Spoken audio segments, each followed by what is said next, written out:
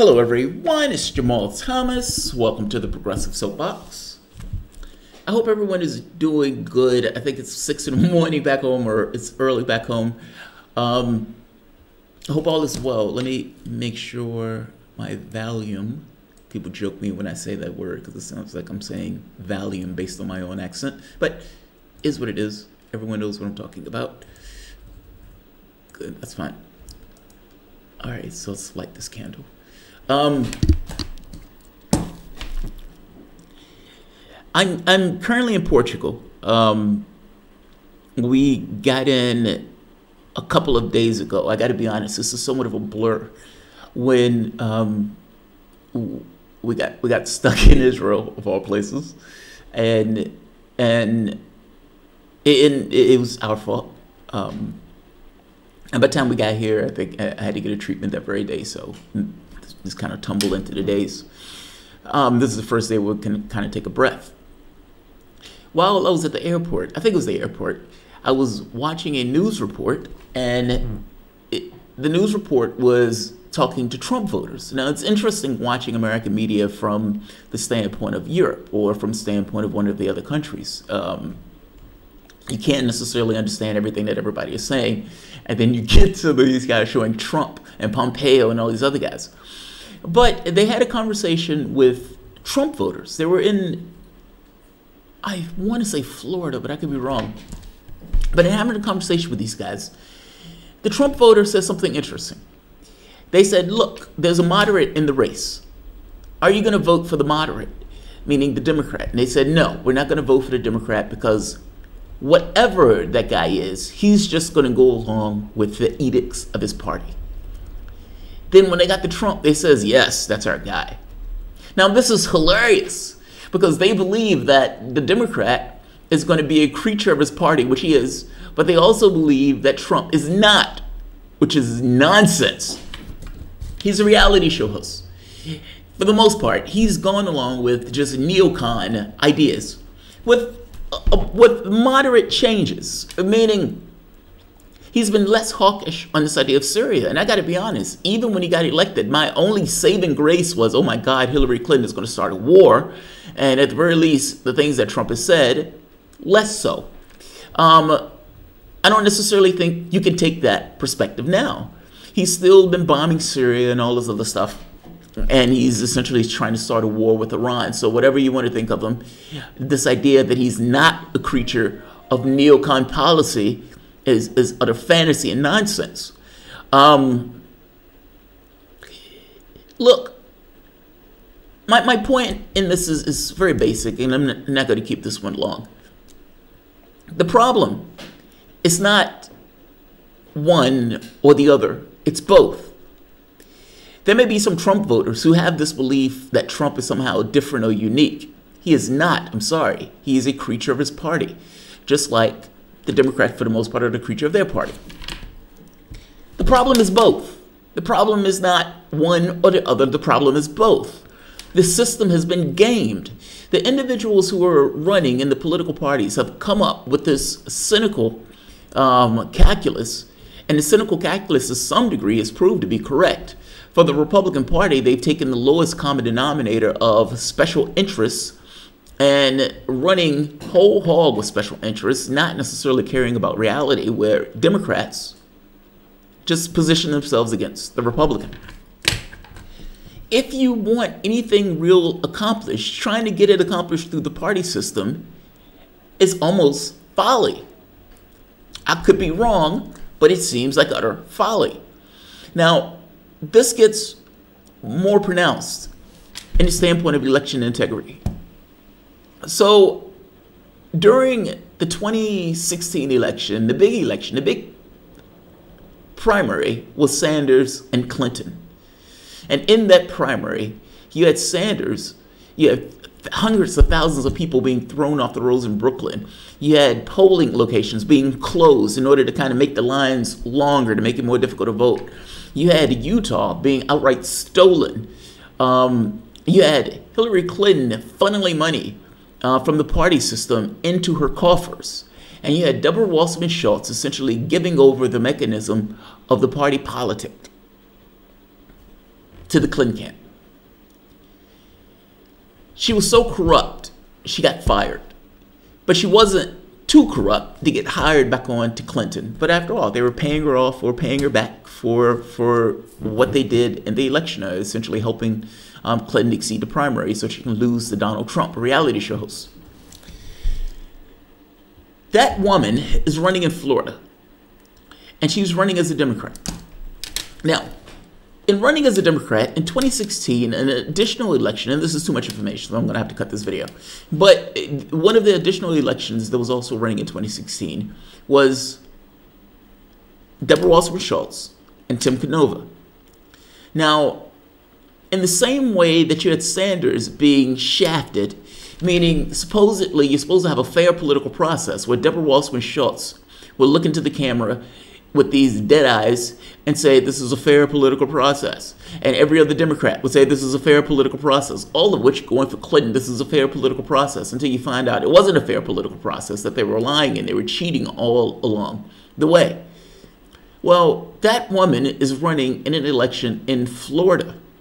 And in that election in Florida in 2016, or ran in 2016, she won. She beat Tim Canova. Now, in beating Tim Canova in that election, with all the shenanigans that took place in the election with Sanders, Tim Canova was pushed by the people who were essentially the small donors to say, look, in the same way that there was shenanigans with Sanders, you need to make sure that there weren't shenanigans here because there were oddities in your election. Tim Canova, whereas Sanders didn't do this, Tim Canova looked into this and he was put off. Now, the thing is, what he found out was that they destroyed the ballots. This is grossly illegal by federal and state law. This was completely illegal, but they destroyed the ballots. Tim Canova wanted to see the ballots. He ran in an election. You should be able to evaluate the ballots and make sure you had a fair election. After all, is it a democracy or not? Is it a representative government or not? And if you can't vote for the representatives and you can't evaluate the fact that, yes, who I voted for and who we voted for is the person that won. If you can't evaluate that, how do you know that the election result is what the election result is? Now, Tim Canova got the runaround on this. And despite getting a judgment on this, little to no consequences. Tim Canova decided to run as an independent. Now, it makes all the sense in the world to run as an independent if you were cheated in the party to which you initially held your affiliation. Whether he wins or loses, I would say this. At some point, you realize that what the Democratic Party is something separate and distinct from who you are. And I'm saying this from the standpoint of what I consider to be a lefty. If you look at what Canova wants to get accomplished,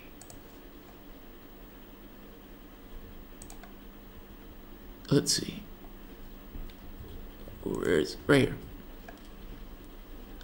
These are not democratic issues. Restoring our democracy and campaign finance reform, reversing income and wealth inequality, addressing climate, ending the war on drugs, regulating payday lending, U.S. support of Israel leadership, peace, human rights in the Middle East, sensible, humane, and comprehensive immigration reform, ending the for-profit prisons in the area of mass incarceration. This is essentially slavery. Making higher education affordable for all Americans, should be free for all Americans, preserving a woman's right to choose, and fighting for equal pay for equal work, ensuring equality for our LGBTQ brothers and sisters, universal health care and Medicare for all, empowering and respecting tribal nations, Federal Reserve reform. These are not democratic policies. Tim Canova was running as a Democrat prior, but he wasn't able to get a fair shot running as a Democrat. And even after he ran as a Democrat, following the rules of the Democratic Party, after they shafted him, he couldn't get a fair hearing. Look, I would say this. From the standpoint of lefties, either you remain the political abuse spouse of the Democratic Party, or you do something about it.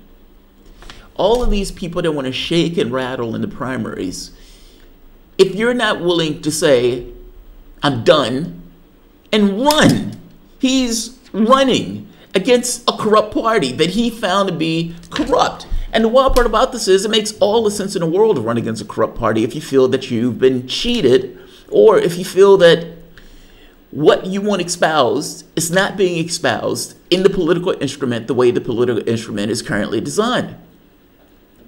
He's pushing against the model. And I will make the point that if you're trying to change the model, pushing against it is where you need to go. Whether or not Deborah Wasserman-Schultz loses is irrelevant to whether or not he should run.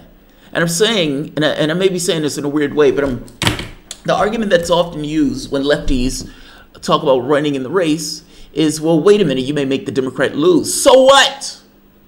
So what? Your job in this is to change the political space. And the fact is, if the Democratic Party wants to stop third parties from running, they can appropriate the things that the third party is doing, but they're not doing that. They've gotten this political gamesmanship where they can be least worse. And because Republicans have gone off a cliff, least worse is pragmatic. It's pragmatic. At which point is supporting somebody for bad behavior pragmatic? And not just supporting somebody for bad behavior, supporting somebody who's not representing your interests and is allowing the perpetuation of them not representing your interests because you're willing to give them your vote. Tim Canova is doing God's work. It is impossible to know each and everything Tim Canova is going to do in that office. And this is Tim Canova saying what his platform is and everything else. And if Tim Canova wins, you can evaluate him by what he does once he gets in that office and the things that he pushes for. But I got to be honest. I want Deborah Wasserman-Schultz to lose. That swamp creature, in part, gave over the instrument of the primaries to the Clinton camp. An instrument that was supposed to be fair and impartial, and it was anything but. And now she's running in a race, in an election, where in the previous election, they destroyed the ballots illegally. It's time for new blood. And Tim Canova will be a hell of a better option. Stephanie, go Tim. Did you ever cover Fermi paradox? I have not covered the Fermi paradox. I have not covered the Fermi paradox. The Real News has a whole production team, independent journalists. If they were worse than Jamarl, what? If they were worse than Jamarl, that would say something. I don't know what that means. Down with American imperialism. Bernie wants the United States to be even-handed between Israel and Palestine. Yes. How can progressives be even-handed between colonizer and colonized?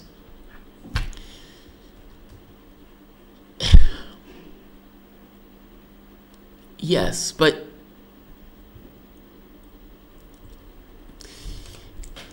that's not that simple. Like, I know what you're talking about. I get it. This idea of, look, Israel at this point is a nuclear power. Full stop. Israel is a nuclear power. It's not going anywhere. Now, the idea of being fair between the colonizer and the colonized, I understand your point. It's like they're colonizing a particular place. They're taking somebody else's land.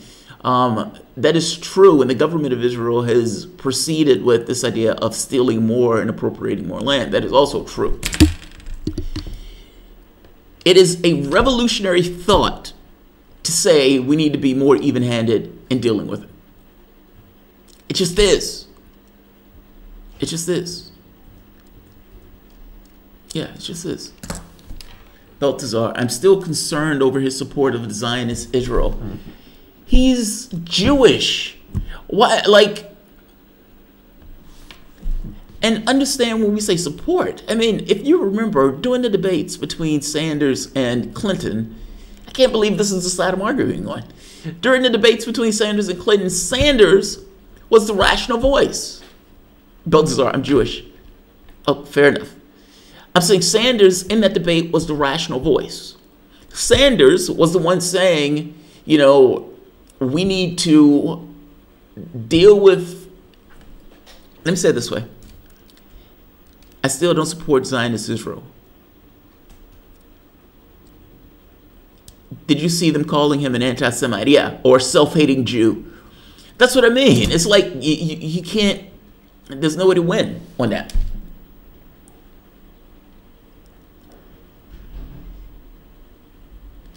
Of all the people that were in the political space, Sanders is the first person that I've ever heard make an argument for the Palestinian plight.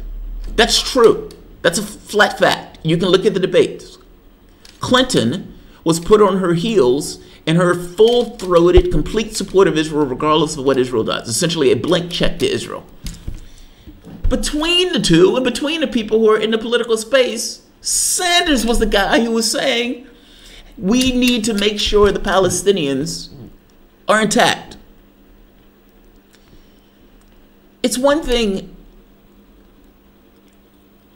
yeah, I disagree with you guys on this one. Because I guess I look at it as, of all the people that were in the political space, that's the one guy that I've ever heard say anything in support of the Palestinians. Martian Villager, stop making excuses for Sanders. Jamal says Israel isn't going anywhere, so does that mean you set up for nice virtue colonialism? No, it means the idea that a nuclear power nation is going to pack up shop and disband itself is lunacy. That's what that means. That's somewhat of a flat fact. I don't necessarily know how that's wrong. Now, if you say they shouldn't be colonizing, yes, I agree with you. They shouldn't be colonizing. If you say they shouldn't have taken that land, I agree with you. They shouldn't have taken that land. If you, like, I would agree with you on all those points. The question becomes, what do you believe is going to take place with Israel? It's not going anywhere. I'm sorry. It's not going anywhere. And by the way, Norman Finkelstein, yeah, they're not Zionists. Yeah. Glenn Ford exposes Bernie as an it. He hasn't exposed Bernie as anything. I love Glenn Ford, but no. Absolute reign of terror. At the same time, we need to be treating Israel the way the senators are suggesting we treat Saudi Arabia for killing journalists. Yes, that's true. That's true, by the way.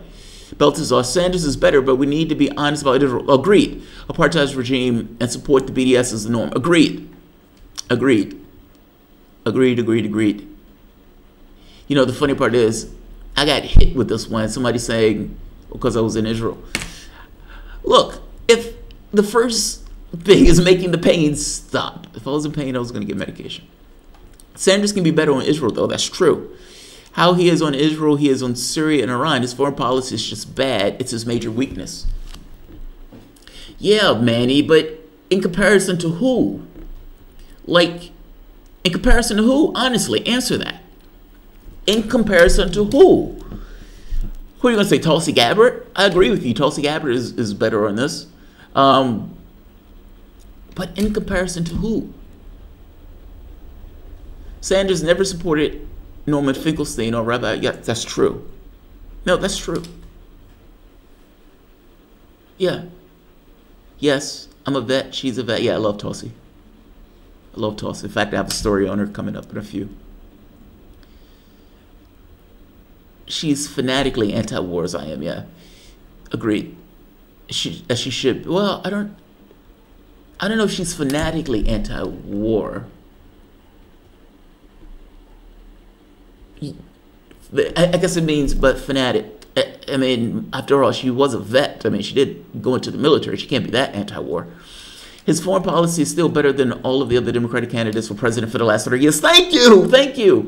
Not wanting war will always be a better position. Yes. Agreed. Agreed. Agreed. Agreed. Agreed. Agreed. Absolutely agreed. What? This is like the best day for Jamal's videos. Honestly, this video was horrible. I'm thinking about getting rid of this video. Tulsi is so weak on the Jimmy Dore show. Very disappointed. See, I didn't see her on the Jimmy Dore show. Typically, though, she's on point for the anti-war thing. So much so she was being hit by she was being hit on this stuff. Not to mention she supported Sanders early on. Yeah, I like Tulsi. I like Tulsi. You know, she was on Joe Rogan, and they asked Joe Rogan, I thought her performance on Joe Rogan was amazing.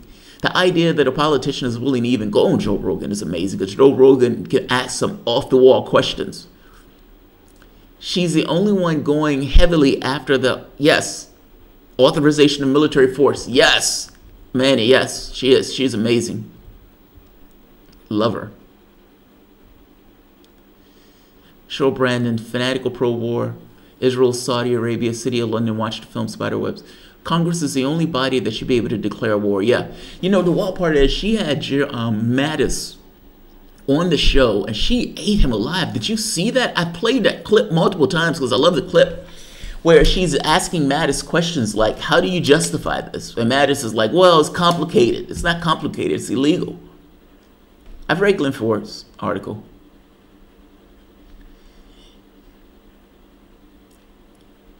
Right or wrong is not, stuff gets to be perspective at times. It's not right or wrong. You're in a wash and a sea of perspectives, dude. And in those sea of perspectives, people have different points of view. Tulsa is a real life Wonder Woman. Yeah, I love her. She's awesome. I've read Glenn Ford's article. I've even had oh wait, Glenn Ford wasn't. Glenn Ford was kind of on the show. Yeah, he was kind of on the show. Glenn Ford came on, and he was my first interview, and I fucked up the video, and so the only thing I had was an audio, and the audio was all screwed up. Exactly. I love Mattis. I was a Marine and served under him in Iraq. Too much war leads to a bad mentality in the officer ranks. The enlisted ranks is different. Tulsi speaks what you would hear. Look, I don't understand the justification for murder. I don't. And if you can warp a person's point of view, if you put a person in and say your job is to go out and do X, Y, Z, that person gets a friend of theirs killed, and that person is angry at the population, even though they shouldn't be in the situation in the first place. You can have really decent people become pretty horrible human beings if you're continuously putting them in a situation of war, and especially if they believe they're doing it for the best ends of their country, whatever that means. Yes, I would imagine that a person who's doing the killing may have a different perspective of a person who's ordering the killing. Yeah. This is kind of scary, seeing how presidents haven't been willing to give up the authorization of military force. Why wouldn't they? Why would they? No, honestly, why would they? You're Barack Obama.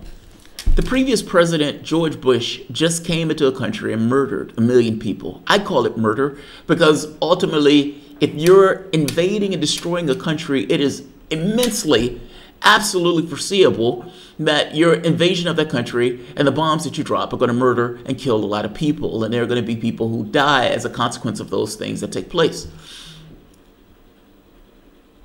You completely destabilize a region.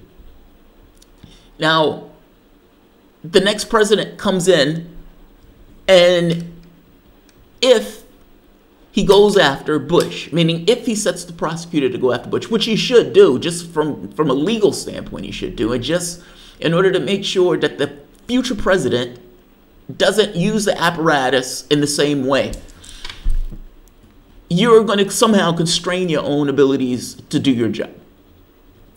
Meaning, if you consider your job and you're looking at this purely from a militaristic standpoint, and Democrats keep getting called, peaceniks and weak and all this other stuff, then they reflexively push back against the narrative that they're weak by, in their minds, being strong, missing the point that being strong is not necessarily punching somebody in the face. Sometimes it's being able to walk the fuck away, being able to pull out, being able to say, I'm done, and end the process.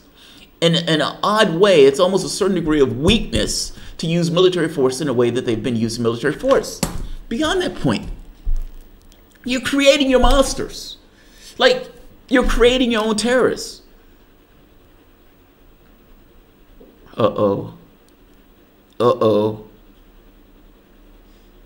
Who is the anti-war candidate who you speak of? Do you speak of the guy who ran a fraudulent vanity primary campaign a few years back before selling out supporters to Hillary Clinton? Oh, God, that's brutal.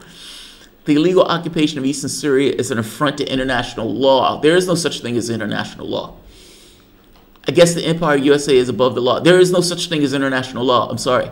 If you can't defend a particular law, then the law doesn't exist. The fact that Israel, the United States, and Britain flaunts international law whenever it wants to, even France for that matter, it means it doesn't exist. The international law is just used for smaller countries that don't have the ability to protect themselves against Western powers. That's not law. That's something else. That's something else. I'm with Tim Canova's volunteer teams. Things lately are looking much brighter. He just won the court case and was awarded money for the ballot destruction. Good. Good. I am the law, Judge Dredd. Judge Dredd. International law is really Pan-African law, Johnny Nice. Yeah, there is no such thing as international law. Israel murders hundreds of people, not to mention shooting thousands. Now, you would think that, hey, this is complete floundering of international law and the International Criminal Court should get involved in this process. The International Criminal Court doesn't do anything of the such. And there's no international law. There's no such thing. If you can't defend it, it doesn't exist. Are you there in person, guy? Can you let him know I can get a phone bank area now on the site? But he tells him, okay, these guys are trying to do a Tim Canova thing. All right, I'm not going to keep this one going longer. I don't like this video because I don't think it was concise enough. But I think the main thing I want to communicate, my goal, and I would say the goal of the left, is not to get Democrats elected. Full stop. That's not the objective. The objective is to get things accomplished. And fact is, the Democrats have gamed themselves in a way of looking at blacks and workers and Hispanics and say, you have nowhere else to go, so regardless of what I do, you're going to vote for me and you're going to like it.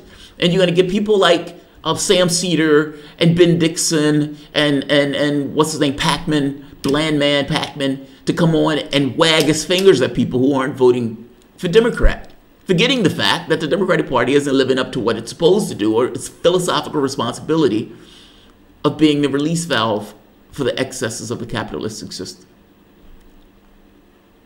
The parties are bought. Cash runs through the entirety of this political process. Trying to reinsert the Democratic Party is a worthy goal, but it's a goal that up to this point has not necessarily come to fruition, at least not on the international or at a federal level. So what do? Do you continuously support people who have gamed the system? And why do you believe that people who've gamed the system, who are looking at you, telling you you have nowhere else to go, are going to do anything in your interest? They are not. Tim Canova, at least, had the balls to run as a third party. I don't care if Deborah Wasserman-Schultz loses, because I'm not a Democrat.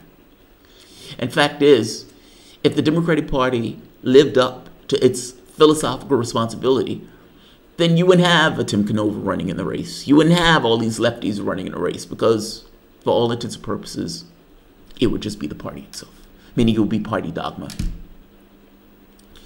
You have two right-wing parties. And then the only way for people to get anything real accomplished, they end up running as a third. So, Tim Canova, I wish him all the best. I hope he kicks ass. The election comes up in November, so. Balthazar, I wonder what Abby Martin would say about Tim Canova. You know, the thing is, I want Deborah Wasserman-Schultz to lose. Period. I want her to lose. I don't want her to prosper. I mean, this is the creature that essentially cheated Sanders. I want her to lose. Yes, I want Tim Canova to win. But if I'm being honest, I want her to lose. If Tim Canova wins, I'll be excited for Florida, yes. But we do not know. They have voter suppression there, and voting machines can be hacked in under a minute. Florida's always been a state where we should think the elections would be hacked with the machines. There have been 21 states. I think Abby would cover it. She's pro-Palestinian, and both Debbie and Tim are pro-Israel.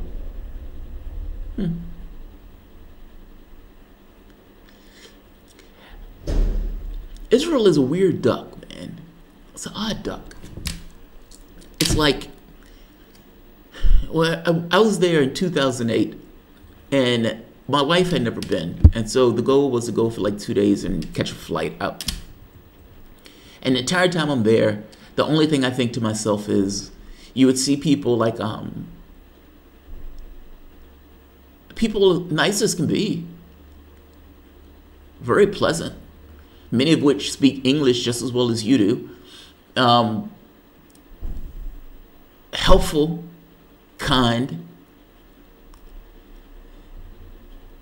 and that's juxtaposed against people getting on trains with guns and very large weapons because you know they're going out to either police or patrol what they've taken and stolen.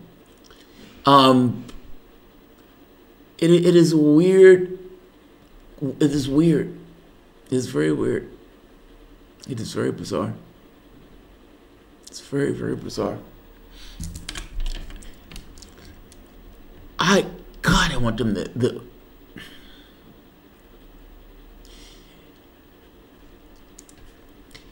even the interaction with one another is fascinating. But that's a different story. And I gotta be honest, I don't know all my thoughts on that one, so there's no point in going into it. The people saying that election integrity isn't an issue for actual Floridians care about is either reading the script talking points or if they live in a bubble. I think election integrity is an issue anywhere you go. I mean, of course you should want to know whether your elections are legit. I mean, come on. All right, let me end this.